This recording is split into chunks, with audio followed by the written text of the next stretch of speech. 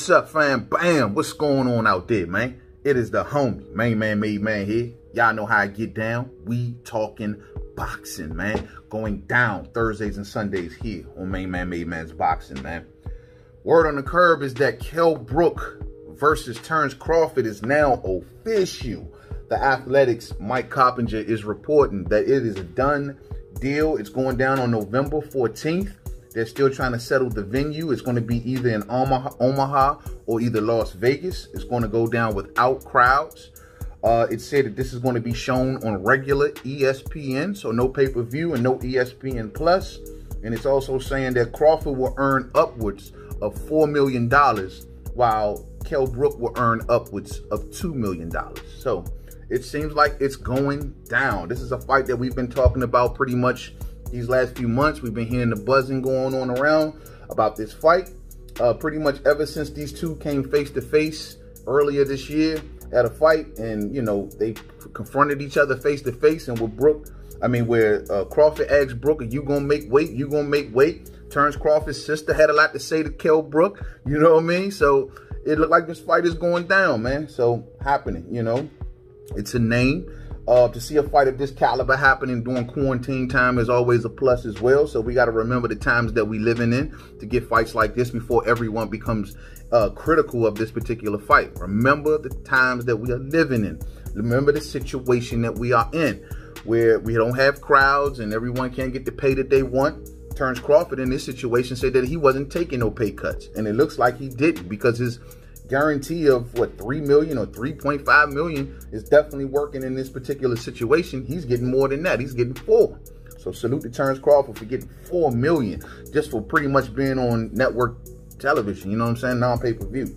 But the thing is that at the end of the day, the question is going to emerge of, does Terence Bud Crawford get full credit for this particular fight? Now, we know what this comes with. We've already spoke about this on the channel. We know that Kell Brook has been performing up at 154 about the last 3 years. Hasn't been at welterweight since 2017 in this fight with Errol Spence Jr. So, of course, the detractors of Terence Crawford is going to sit back if Crawford gets this victory and say, well, you know, Kell Brook was this and Kell Brook was that. He was weight drained. He was that. Which is one of the reasons why I had an issue with the fight from the jump, because I was like, it comes loaded with excuses for the Terence Crawford detractors. But it is what it is, man. I am going to give Terence Crawford full credit for the defeat of Kell Brook. I gave Errol Spence Jr. full credit, even though I still thought he fought a broken Brook, but I still gave him credit for beating Brook in his backyard and also making Brook take that knee. I remember that night like it was yesterday, man. But you know, in this case with Brook is not seemingly in that situation. It's like, okay, everyone wants to talk. If you want to talk about his eye, we've seen him now perform 3 fights at a higher weight class where he did get some leather put on his face in a couple of those fights. I held up pretty good from a bigger opponent. Then when you want to talk about his weight, well, this is not like a typical camp where he's getting 8 or even 12 weeks to lose the weight. No, he had pretty much all year long. He's been in the gym working out ever since that confrontation with Terence Crawford. And he has kept his eye on the goal post, and he stayed there. And every time we see Kell Brook, if you go to any of his social media, all you see is a bunch of gym videos, you know? So that's always a good thing, man. He's been showing us that he's been cutting that weight all year long. So it's not like a crunch.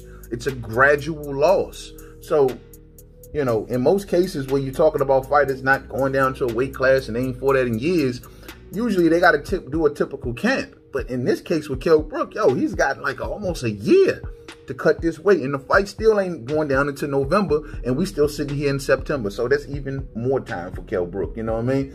But I think Bud should get full credit, you know what I mean? Kell Brook is going to be very, very dangerous for those first 5, 6, 7 rounds. Anything can happen. Kell Brook can hurt Terence Crawford. Yes, absolutely. Terence Crawford can hurt Kell Brook. But I believe that Kell Brook in those first early rounds is going to make this a very, very, very dangerous fight. And anything can happen, you know. I did not know that Kell Brook would come out and put on the type of performance earlier on that he did against Errol Spence. He just got broken down towards the second half of that fight. But at the end of the day, that first half was competitive, champ. And I'm expecting no difference in this situation because, like I told folks, regardless of what people want to say and what y'all think that the general conversation is, the fact is that there's a consensus out here that people are saying that Kell Brook like looked bad at 154. No, he didn't. No, he didn't. He looked sharp at 154. He may have lost a handful of rounds in like the 3 fights. And the 3 guys he fought wasn't top dogs, sure, but in the 3 fights that he had, you can count on one hand how many rounds that he probably lost. So I didn't think he looked bad at 154. I didn't think he looked shot. I actually thought he looked very, very well at 154 and would have liked to seen him continually campaigning at 154. When he first got there, I remember he called out the Charlos, man. Jared Hurd had welcomed him to a fight. Jaime Munguia had welcomed him to a fight. And I think when Kell Brook initially moved up, he was hoping to get that Saddam Ali fight when Saddam Ali was champion, but it didn't come to fruition. And ever since then, Kell Brook has just had no appetite for wanting to fight one of the champions at 154. Now, we thought maybe if the Kell Brook situation, I mean, if the Terence Crawford situation would have fell through for Kell Brook, then he would have probably been going towards maybe, what's that guy, Liam Smith or something like that. That was a fight that Liam Smith has been calling for loudly in the UK. So, you know, this is a, you know, typical thing. Now, the one good thing also about this is going down a week before Errol Spence Jr.'s fight. So this could be a good sign ahead for the winner of this fight to maybe get back in there with Errol Spence Jr., mainly Terence Crawford getting in there with Errol Spence Jr. Though Kell Brook has been seeking a rematch with Errol Spence Jr., I don't think, given the list of names that's up, you know, up ahead of Kell Brook, I don't think Kell Brook can cut the line. But then again, who knows, man? Who knows what a win for Kell Brook would do? A win for Kell Brook over Terence Crawford would do for his name. It may want opponents to seek him out, truth be told, because it's going to look like Kell Brook beat what's considered the #1 pound-for-pound guy. So this may shoot and you know, shoot Kell Brook back up to the top with the rocket. Now, I was reading what Mike Coppinger was saying about this fight, and he's pretty much saying that if he believes that if Terence Crawford beats Kell Brook, that he would basically get no credit for it, and nothing, it'll be just nothing for Terence Crawford. It'd just be like, okay, you beat another guy who best years may have been behind him. That's how people may start to perceive it. Then also Mike Coppinger just saying if Brook wins, he don't think that's going to be that big of a deal neither, because he doesn't believe that the UK know much about Terence Crawford. All they know is that Terence Crawford fought Amir Khan. I have to disagree with Mike Coppinger. I don't think he has nearly enough faith in the UK fans. I think the UK fans knows exactly who Terence Crawford is. And if Terence Crawford, if Kell Brook was to defeat Terence Crawford, the UK fans will hold him up big time. I mean, they will give him full credit. He will be back on the top of the mantle in the UK for sure. I think Mike Coppinger is totally downplaying Kell Brook's Terence Crawford's name in the UK. You know what I'm saying? I mean, UK fans are very boxing educated, and they know exactly who Terence Crawford is. So I think if Kell Brook was to defeat Terence Crawford, it'll be a career-defining win. Could be possibly argued to be his best win of his career. And, you know, you beating what's considered a pound-for-pound star. You know what I mean? So, nah, man. I mean, he's going to give... Kell Brook should get full credit. It will restore Kell Brook, possibly, in my opinion, to what he once was prior to losing to Gennady Golovkin and Errol Spence Jr. This type of victory can put him right back there. Now, as for Terence Crawford, like I said, he'll get minimal credit. Most of Terence Crawford's credit will come from the diehard fans. Let's just keep it 100. The casual guys, they will perceive Brook as, you know, Errol Spence beat him, Gennady Golovkin beat him, we ain't seen him. Who's he been fighting? What has he done? You know, they'll look at it like that. But that's diehard fans are going to be the ones that will have to give Terence Crawford his full credit for this. And he'll get credit from us. You know, now, I will say this, though, and I've said this in previous videos.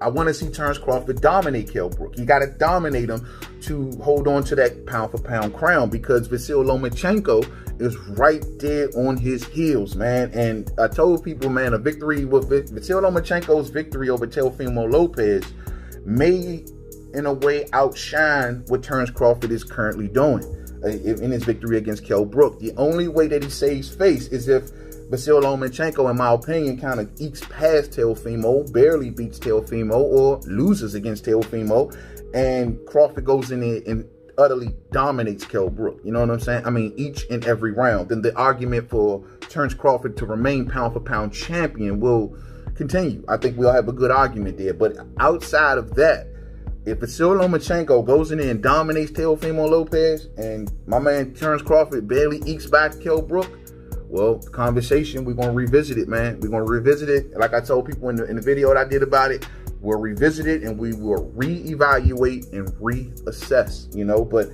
we'll see how this all plays out. But I think that Terence Crawford should get full credit for Kell Brook because his preparation has been long and hard this time around. He's not crunching to make the weight. His eye has been holding up, and skill-wise, his skills are still looking pretty sharp at the 154-pound division.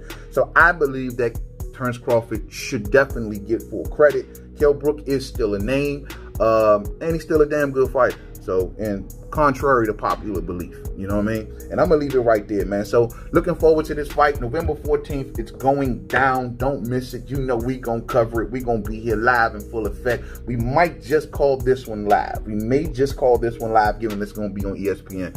We may just call this live, but we'll see, man. Much love to the fam. Salute to everybody in Mainman Mademan's boxing forum. I am keeping my eye on this situation. We've covered this for months, man. Now we finally got to the finish line.